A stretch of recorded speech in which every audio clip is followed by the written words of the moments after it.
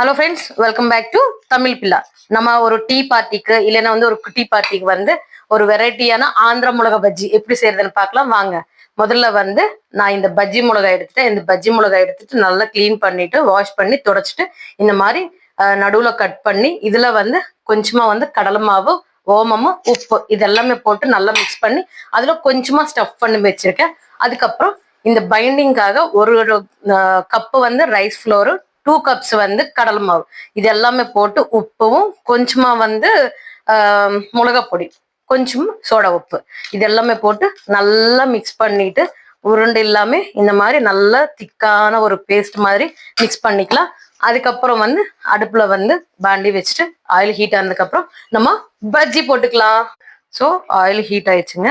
இப்போ நம்ம பஜ்ஜின்னு இப்படி எடுத்துட்டு கொஞ்சமா கீறிட்டு போட்டா நம்ம பஜ்ஜி ஃபுல்லா வெந்துடும். இல்லைன்னா அந்த மாவு ஃபில் ஆகி பஜ்ஜி உள்ள வேகாது. அதனால கொஞ்சமா இப்படி கீறிட்டு போட்டா நல்லா வெந்துடும் பஜ்ஜி.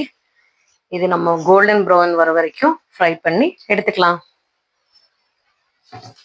ஸோ நல்லா கோல்டன் ப்ரௌன் கலர் வந்துருச்சு பாருங்க, பாக்குறதுக்கே நல்லா இருக்கு. அதுக்கப்புறம் இது மிளகா பஜ்ஜி. அப்படியே நம்ம இதே பேட்டர்ல பொட்டேட்டோ பஜ்ஜியும் போட்டுக்கலாம். ஏன்னா குட்டீஸ் மிளகா சாப்பிட மாட்டாங்க இல்லைங்களா. ஸோ அதனால நான் குட்டீஸ்க்காக பொட்டேட்டோ பஜ்ஜி போடுறேன். அது சேம் அதே மெத்தட் தான். நம்ம பொட்டேட்டோன்னு இந்த மாதிரி ஸ்லைஸ் பண்ணிட்டு இந்த மாதிரி எண்ணெயில நல்லா ஃப்ரை பண்ணி எடுத்துக்கலாம். நல்லா கோல்டன் ப்ரௌன் கலர் வந்துருச்சு பாருங்க. இதுவும் குட்டீஸ் நல்லா விரும்பி சாப்பிடுவாங்க. நீங்களும் வீட்டுல கண்டிப்பா ட்ரை பண்ணி பாருங்க. அரிசி மாவு போட்டா நல்லா கிறிஸ்பியா வரும். நம்ம கொஞ்சம் ஆறினதுக்கு அப்புறம் கூட நமக்கு பஜ்ஜி நல்லா கிறிஸ்பியா இருக்கும். அதனால கடலை மாவுக்கு கொஞ்சம் அது 2 கப்ஸ் இது 1 கப் ரைஸ் போட்டு ரைஸ் ஃப்ளோர் போட்டு பண்ணிட்டுனா பஜ்ஜி ரொம்ப நல்லா வரும்.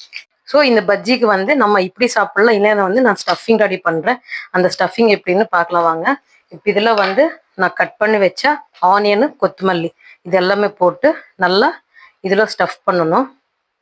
ஸோ ஆனியன் எல்லாம் இப்படி எல்லாம் ஸ்டஃப் பண்ணிட்டு இதுல கொஞ்சமா உப்பு, காரம், ஆனியனு, அதுக்கப்புறம் நான் வீட்டில் செஞ்ச ஒரு கரம் மசாலா இருக்குங்க. இது எல்லாமே போட்டு நம்ம நல்லா, நான் கையில தான் போட்டுட்டு இருக்கீங்க.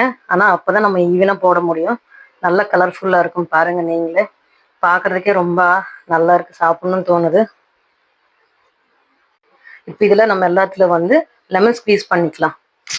ஸோ கரம் மசாலாவும் போட்டுக்கலாம். இந்த மாதிரி வீடியோஸ்க்கு நம்ம தமிழ் பில்லா சேனல் மறக்காம சப்ஸ்கிரைப் பண்ணிக்கோங்க. இது எப்படி இருக்குன்னு சாப்பிட்டு பார்க்குறேன். இப்போ நல்ல டேஸ்டியான ஆந்திர மிளகா பஜ்ஜி ரொம்ப நல்லா இருக்கு.